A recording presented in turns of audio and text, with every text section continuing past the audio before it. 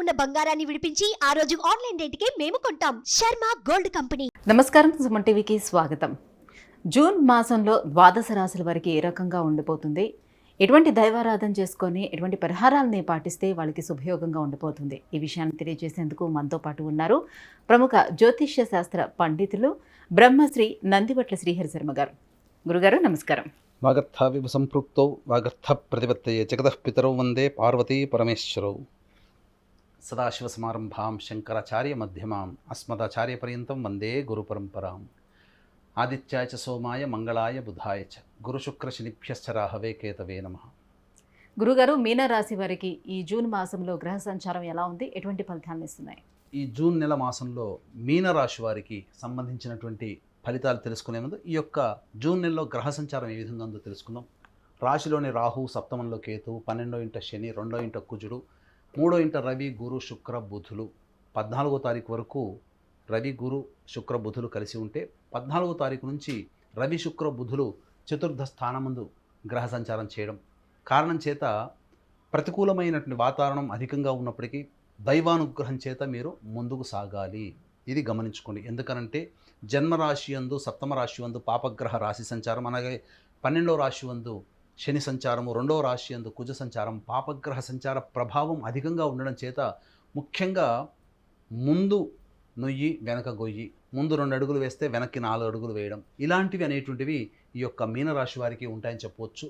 ముఖ్యంగా సోదర సోదరీమణుల మధ్య విభేదాలు ఏర్పడే అవకాశము ఈ యొక్క సంబంధించినటువంటి 14వ తారీఖు నుంచి 30వ తారీఖు మధ్యలో ఏర్పడుతుంది. కాబట్టి మీ సిబ్లింగ్స్ అనగా మీ తోబుట్టుల చేత్తో తోడబుట్టినటువంటి వారితో మీరు అనుకూలంగా ప్రేమగా వ్యవహరించండి. సమస్యలు చాలా మటుకు పరిష్కారం అవుతాయి. అయితే ఉద్యోగ సంబంధంలో ఉన్నటువంటి వారికి నూతన ఉద్యోగ ప్రాప్తి 14వ తారీఖు లోపల ఏర్పడేటువంటి అవకాశం అధికంగా ఉన్నది. అయితే మధ్యవర్తిత్వము చేసేటువంటి సంబంధమైనటువంటి విషయాల్లో మీరు కొంత కీర్తి ప్రతిష్టలు కావచ్చు, లేదా ధనము కావచ్చు, మీరు కోల్పోయేటువంటి అవకాశాలు ఉంటాయి. అలాగే ప్రేమ ఆప్యాయతలకి కుటుంబంలో ఈ యొక్క నెలంతా కూడా ఏమాత్రం కూడాను ఇబ్బందులు ఉండవు. అన్ని రకాల సహాయ సహకారాలు మీకు అందివస్తాయి. తద్వారా కుటుంబం నుంచి కొంతవరకు ప్రశాంతతను పొందే అవకాశం ఉంటుంది. అయితే ఏ పని చేసినప్పటికీ కూడాను ఏలిన నాడిని ప్రభావం చేత అనుకున్న దానికంటే ఆలస్యంగా పనులు పూర్తవ్వడము, సరిగ్గా నిద్ర పట్టకపోవడం అనేటువంటిది ఈ యొక్క మీనరాశి వారి యొక్క జూన్ నెల మాసంలో ఎదురయ్యేటువంటి ప్రధానమైనటువంటి సంఘటనలుగా చెప్పవచ్చు. ఇక గమనించుకున్నట్లయితే 14వ తారీఖు నుంచి 30వ తారీఖు మధ్యలో గృహ సంబంధం కావచ్చు, భూ సంబంధం కావచ్చు, వాహన సంబంధం కావచ్చు, ఏవైనప్పటికీ కూడాను కొంత ప్రధానమైనటువంటి నిర్ణయాన్ని తీసుకుంటారు. గృహ మార్పులు చోటు చేసుకునేటువంటి అవకాశాలు 14వ తారీఖు తర్వాత ఏర్పడబోతున్నాయి. అలాగే గమనించుకున్నట్లయితే ఈ నెల 12, 13, 14, 17, 18, 26, 27 ఈ వారం రోజులలో మానసికమైనటువంటి ప్రశాంతతని కోల్పోతారు. ముఖ్యంగా గృహంలో 12, 13, 14 తారీఖులలో కొంత చికాకులు ఏర్పడతాయి. కుటుంబ సభ్యుల యొక్క ప్రవర్తన మీకు కొంత అసహనానికి గురి చేస్తుంది. అలాగే 17, 18 తారీఖుల్లో మీరు కనుక గమనించుకున్నట్లయితే ముఖ్యంగా ఇతరులతో వాగ్వివాదాలు చోటు చేసుకుంటాయి. ఇక 26, 27 తారీఖులో కనుక చూసుకున్నట్లయితే మానసికమైన ప్రశాంతత ఏది ఉండదు. సంతానము పట్ల, సంతానానికి సంబంధించినటువంటి విచారం, ఒక సంఘటన మీకు విచారం కలగచేస్తుంది, బాధ కలుగుతుంది.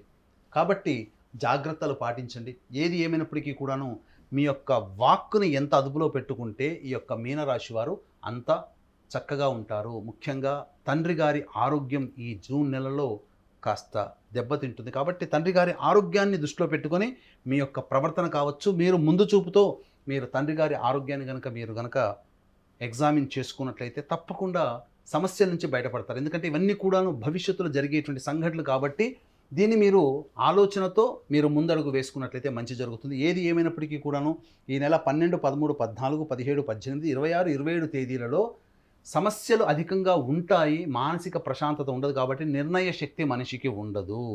ఎంత గొప్పవాడైనా ప్రశాంతత లేని కారణం చేత నిర్ణయాన్ని తీసుకోలేకపోతాడు. రాముడంతటి వాడే సీతా వియోగం ఏర్పడినప్పుడు అంతటి పురుషోత్తముడు, అంతటి గొప్పవాడైనటువంటి రాముడే నిర్ణయాలు తీసుకోలేకపోయాడు కొంతకాలం. కాబట్టి మానవులమైన మనమెంత. కాబట్టి దీన్ని దృష్టిలో పెట్టుకొని ఈ ప్రశాంతతని మీరు కోల్పోయినప్పుడు మీ యొక్క వ్యాపారానికి సంబంధించి కావచ్చు, ఉద్యోగానికి సంబంధించినది కావచ్చు, నిర్ణయాన్ని వాయిదా వేసుకోండి.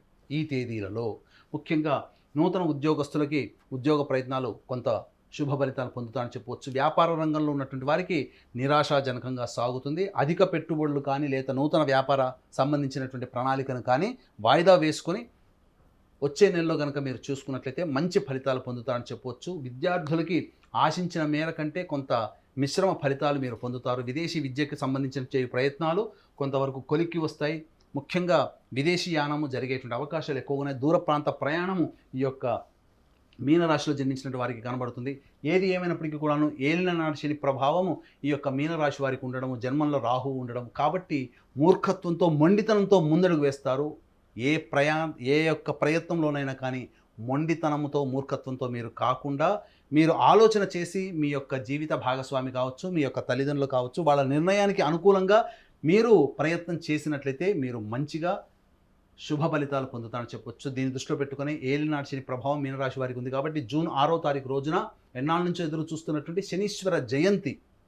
ఈ సందర్భంగా మా పీఠం ఆధ్వర్యంలో శనీశ్వర హోమము, అఘోర పాశుపత మంత్ర హోమంతో పాటుగా విద్యా సంబంధమైనటువంటివి, వివాహ సంబంధమైనటువంటిది, జటిలమైనటువంటి సమస్యలు, ఉద్యోగము సంబంధించినటువంటి, ఆరోగ్యం సంబంధించినటువంటి సమస్యల పరిష్కారానికి 18 రకాల హోమాది కార్యక్రమాలు కేవలం 1200 రూపాయల రుసుముతో మీ గోత్రనామాలతో జూన్ 6వ తారీఖు శనీశ్వర జయంతి సందర్భంగా చేయించడం జరుగుతుంది. కాబట్టి అవకాశం ఉన్న వాళ్ళు కార్యక్రమ తదనంతరం కాంటాక్ట్ చేసి పూర్తి వివరాలు తెలుసుకోవచ్చు. ఏది ఏమైనప్పటికీ కూడాను అనూహ్యముగా మీకు చెడు సంఘటనలు మీకు అనూహ్యంగా జరుగుతాయి.